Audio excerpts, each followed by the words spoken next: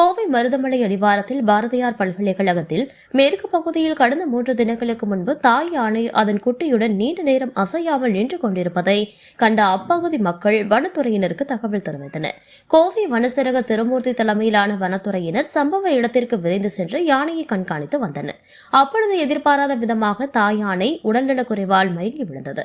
யானையின் நிலைமை மோசமடையவே வனத்துறையினர் ஆனைமலை புலிகள் காப்பக இயக்குநர் வெங்கடேஷ் மற்றும் மாவட்ட வன அலுவலர் ஜெயராஜ் ஆகியோருக்கு தகவல் அளித்தனர்.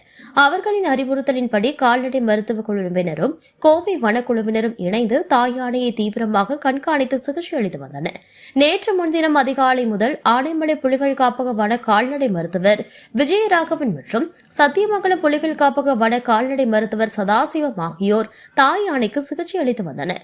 மேலும் படுத்து கிடந்த பெண் யானையின் இருக்க வைக்க சிகிச்சை அளிப்பதற்காக கும்கி யானை துரியன் உதவியுடன் சிகிச்சை மேற்கொள்ளப்பட்டு வந்த நிலையில் வனப்பகுதியில் இருந்து யானை கூட்டம் வந்ததால் சிகிச்சை அளிப்பதற்கு சிரமம் ஏற்படும் என்பதற்காக சுயமு என்ற மற்றொரு கும்கி யானை வரவழைக்கப்பட்டு கண்காணிப்பு பணிகள் ஈடுபடுத்தி வந்தன.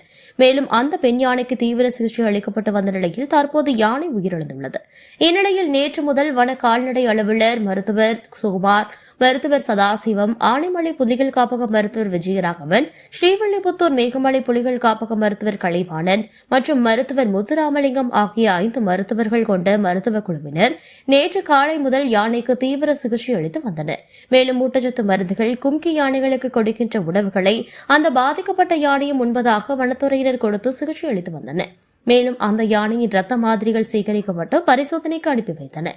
மேலும் 2 நாள் சிகிச்சைக்கு பின்னர் யானை நிலை குறித்து கூறவே வனத்துறையினர் தெரிவித்திருந்த நிலையில் நோய்வாய்ப்பட்ட தாய் யானைக்கு வனத்துறை நற்செய்தி அளித்து வருவதாகவும் அங்கு கால்நடை மற்றும் வனத்துறை குழுவினர்களால் அதன் ஆரோக்கியத்தில் தொடர்ந்து முன்னேற்றம் காணப்பட்டு வந்த நிலையில் துரதிருஷ்டவசமாக கால்நடை மருத்துவர் குழுவினர் சிறந்த சிகிச்சை அளிக்கப்பட்ட போதிலும் இன்று மாலை தாய் யானை உயிரிழந்துள்ளதாகவும் பின்னர் பிரேத பரிசோதனை நடைமுறைகள் முடிந்ததும் உடல்நலம் குறித்து விரிவான தகவல்கள் வழங்கப்படும் என மாவட்ட வன அலுவலர் ஜெயராஜ் தகவல் தெரிவித்துள்ளார்.